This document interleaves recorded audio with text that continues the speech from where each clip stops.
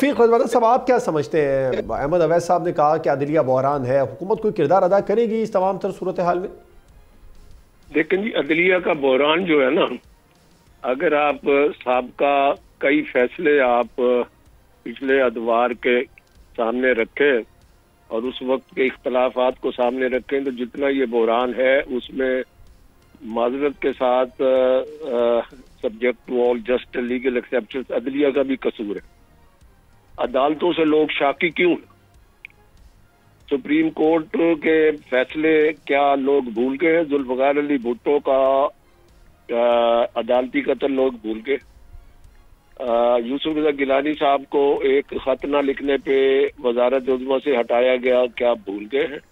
मियां नवाज शरीफ को Panama case में बेटे से फिर तनख्वाह न लेने पर डिस्क्वालीफाई किया, क्या लोग भूल गए हैं? फिर उसी बिना पर उनको पार्टी की सदारत से भी फारिग किया, क्या लोग भूल गए हैं? फिर उन्हीं के दस्तखतों से सेनेट के टिकट जारी किए हुए वो आजाद उम्मीदवार के तौर पे इलेक्शन लड़े, क्या लोग भूल गए हैं? इसी तरह से कई केसेस हैं। तो इस बात में, इस तनाजर में सोचा जाए तो अदलिया का बहरान जो है, अदलिया का अपना कसूर बहुत ज्यादा है। अदलिया को चाहिए कि अपने बहरान को इसको खत्म करे और अपनी सफ़े सीधी करे। फिर साफ जाहिर है फिर पार्लियामेंट भी आती है, सियासी पार्टियां भी आती है, मगर ये 26वीं आईनी तरमीम जो है ये पार्लियामेंट ने पास की है और बड़ी हसास किस्म की है। इसमें कुछ चीजें ऐसी हैं जो बहुत अच्छी हैं, कुछ ऐसी हैं जिन पर लोगों को एतराज है। अब क्योंकि इस्लामाबाद के हाई कोर्ट के जजेस साहिबान का केस जो है उन्होंने सुप्रीम कोर्ट में दायर कर दिया, बड़ा हसास मामला है, तो मैं इस पर कोई मजीद गुफ्तगू 26वीं आईनी तरमीम पर इस्लामाबाद के जजेस के हवाले से, उनकी पिटीशन के हवाले से, सीनियरिटी के बिल्कुल मैं चाह भी नहीं रहा कि उस पर गुफ्तगू, मैं तो ये चाह रहा हूँ कि जो इख्तिलाफात हैं, जो एतराज़ात हैं, उनको लेकर जो बहरान की बाज़गश्त है उस पर हुकूमत कोई किरदार अदा करेगी सर? लेकिन ये चीफ जस्टिस साहब ने जो प्राइम मिनिस्टर साहब को दावत दी है, उसके बाद उन्होंने अपोजिशन को दावत दी है इस बहरान के हल के लिए जो कुछ सियासी पार्टियां कर सकती है या हुकूमत कर सकती है, मेरा ख्याल है वो चीफ जस्टिस साहब का खुश आइंद इकदाम है। And let's hope for the best. Hasan Murtaza साहब, आप एक बात गौर से सुनिए। हेलो जी रजवान साहब, ये बात आप देखिए कि आखिरकार इस सूरत हाल में चीफ जस्टिस साहब ने भी दावत दी है कि आए बैठ के बात करें, तो यही इमरान खान साहब जो है शर्त आयद करने की बजाय टेबल पे बैठते, अपनी पार्टी को कहते और ये कमेटी काम करती और कमेटी काम करके किसी नतीजे पे पहुंचती, फिर कुछ ना होता, तो फिर इमरान खान साहब का शिकवा जायज था।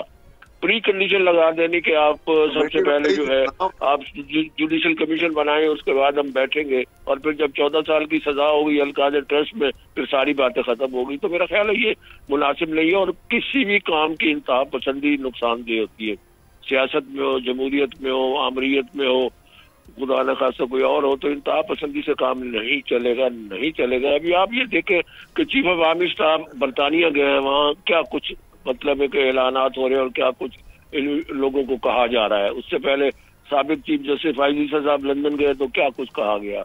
उससे पहले भी नवाज शरीफ के घर के सामने जुलूस में अपने मुल्क का अपना मतलब don't wash your dirty linen in your own house.